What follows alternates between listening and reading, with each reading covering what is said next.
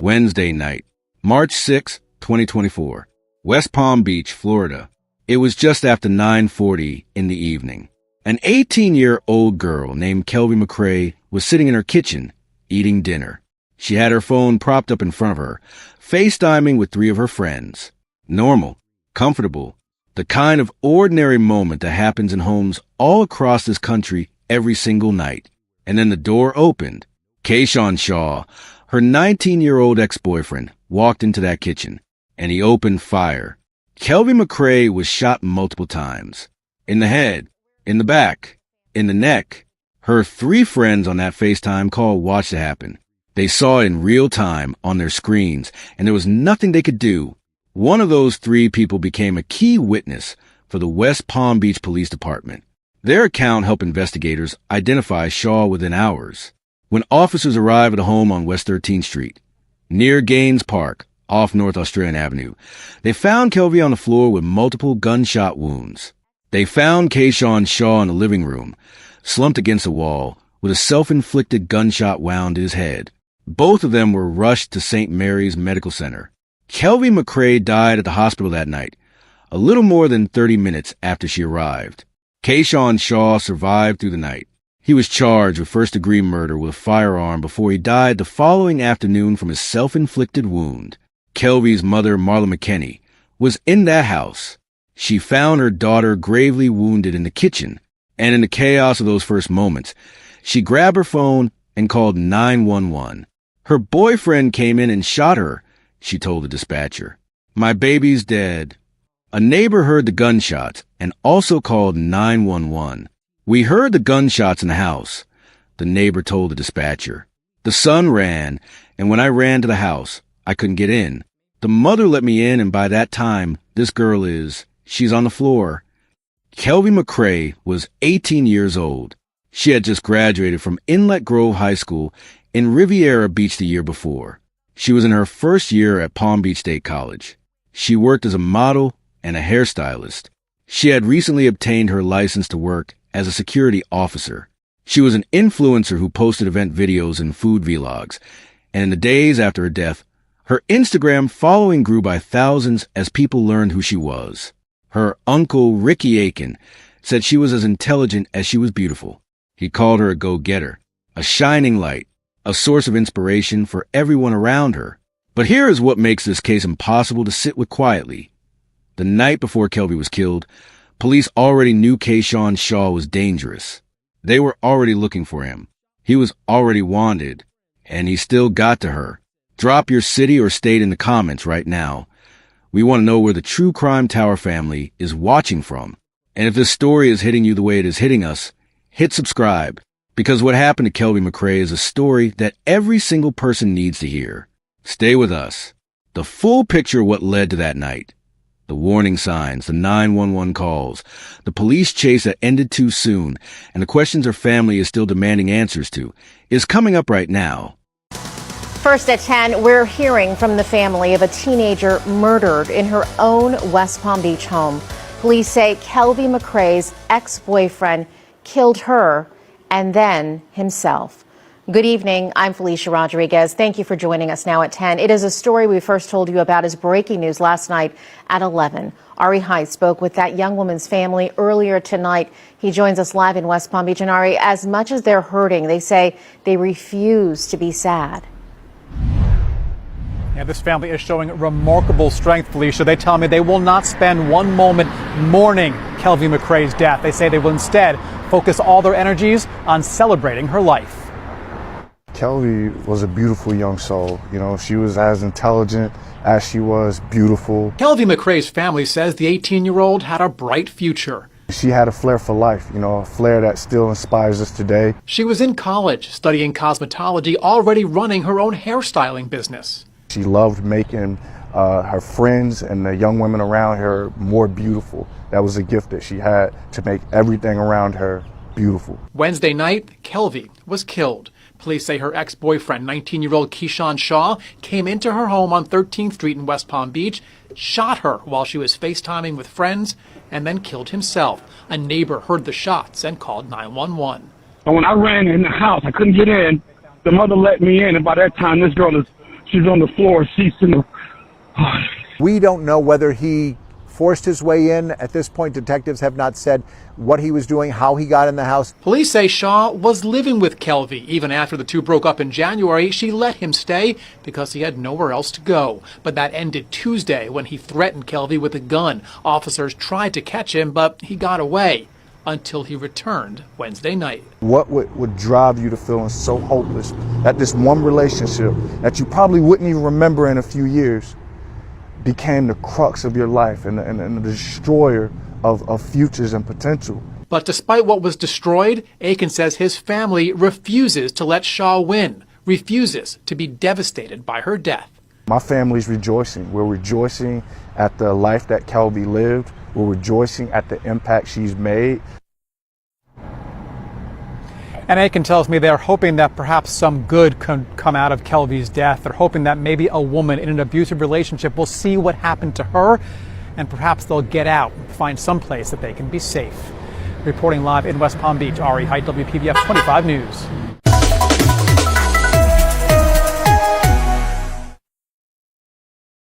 I feel like my daughter called the wrong number. Marla McKinney is the grieving mother of 18-year-old Calvin McCray.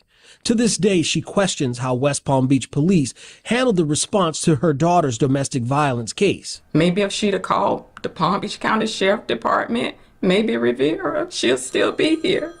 West Palm Beach didn't help her. McCray was murdered Wednesday, March 6th. Investigators say by her ex-boyfriend, Keyshawn Shaw. They say he shot McCray while she talked with friends on FaceTime. McKinney says this video from Tuesday, March 5th, the day before McCray was murdered, shows how much they believe he was a danger to McCray. I was there. I was in the home when it happened. Shaw was ultimately arrested but died the next day from a self-inflicted gunshot wound to the head while in the hospital.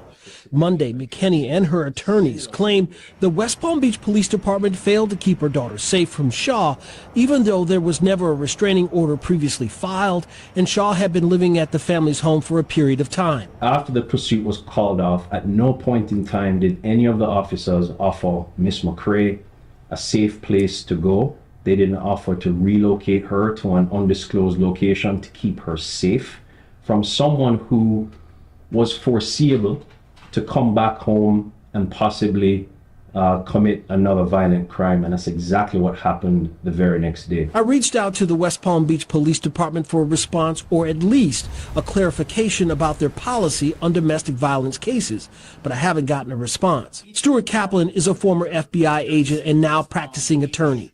He says domestic violence policies vary from department to department. I can tell you that they all have references for victim advocates, meaning to refer victims, if they are the victim of domestic violence, to other resources for them to get assistance. But it is not a legal obligation that's put on law enforcement to mandate or to force upon a potential victim that he or she must leave the home and put themselves up in a hotel. McKinney's attorneys say they filed a public records request for documents to continue their investigation. They also say they plan to bring a claim against the city. If that isn't resolved within 6 months, they intend on filing a lawsuit. McKinney says, it's really hard, you know, and like they say, I just don't want this to happen to another one. I don't want another Kelvin McCray ever. In West Palm Beach, Todd Wilson, WPTV, News Channel 5. To understand what happened on March 6th, you have to go back 24 hours. The night before Kelvy was killed, March 5th, 2024, Keyshawn Shaw held her against her will and threatened her at gunpoint. According to the family's attorneys, Shaw pointed his weapon directly at McCray during that confrontation. Kelvy got away. She ran to Gaines Park, the same park that sits just steps from her home on West 13th Street, and she called 911. She reported what Shaw had done. She told police he had threatened her with a gun. While she was standing at the park talking to officers, she spotted Shaw's vehicle. She pointed it out to police right there. In that moment, officers pursued the car. The chase went on for nearly 5 miles, and then police ended it. West Palm Beach Police spokesperson Mike Jackals later told reporters, "We had him at Gaines Park. He then fled, took off, led us on a chase for almost 5 miles. We had to terminate that chase because it was just unsafe. Shaw got away.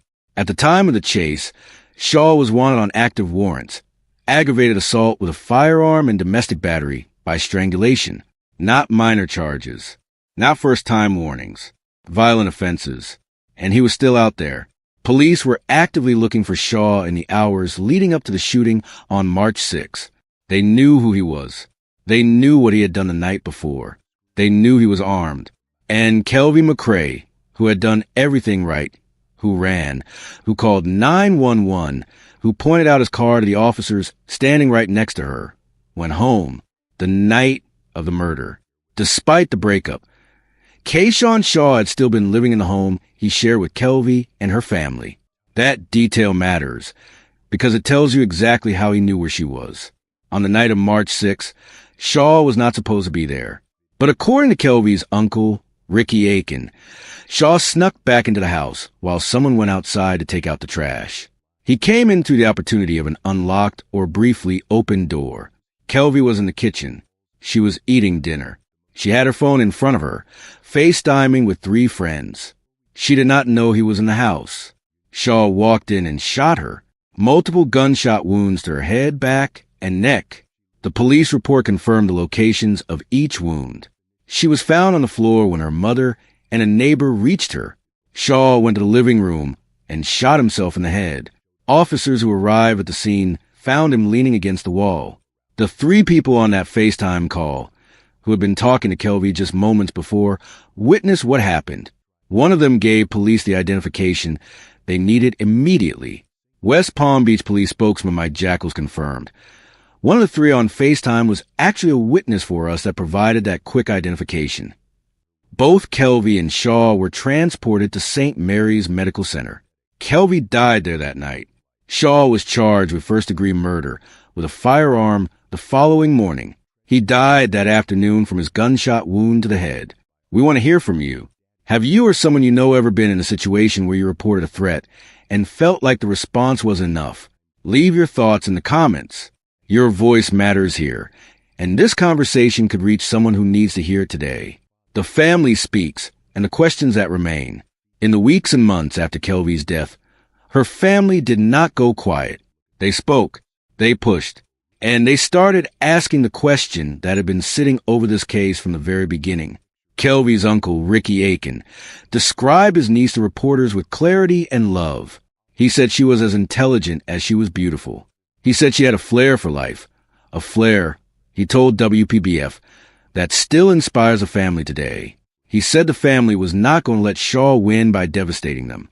I think allowing it to not devastate us speaks volumes to who Kelvie was as a person, he said. Kelvie's mother, Marla McKinney, spoke at a press conference on April 15, 2024, 6 weeks after her daughter's death. She described finding Kelvie wounded in the kitchen. She described every day since as a struggle. My daughter was everything to me, she said. She was smart. She was confident in what she wanted to be in life. It's really hard. I just don't want this to happen to another child. I don't want another Kelvie McCrae incident ever. Standing alongside McKinney at that press conference were attorneys Nick Johnson and Greg Francis of the Osborne and Francis law firm in West Palm Beach. They announced that their office had submitted a public records request to the West Palm Beach Police Department as part of an investigation into whether officers acted appropriately in the hours before Kelvie was killed. Attorney Nick Johnson focused specifically on the events of March 5th, the day before the murder. He said that Shaw had held McCrae against her will and threatened her at gunpoint. He said she had gone to Gaines Park, called 911, and pointed Shaw's vehicle out to officers herself. He said police pursued the vehicle but ended the chase. The central question the family and their attorneys raised was direct. Did the West Palm Beach Police Department do enough, after Kelvie reported being threatened at gunpoint, to find Kayshawn Shaw before he found her? A spokesperson for the police department said at the time that the department was not aware of any litigation being filed, and that they do not comment on pending legal matters. Under Florida law, a government agency must receive 6 months' notice before a formal lawsuit can be filed. The Public Records Review is the first step in determining whether to pursue legal action against the city. What Kelvy's story demands we understand. Kelvy McCrae was 18 years old. She was a model, a hairstylist, a college student, a content creator, and a newly licensed security officer. She had her whole life lined up in front of her. She had already graduated high school, enrolled in college, built a following, and was working toward building a career. She also did everything that we tell victims of domestic violence to do. She left. She ran.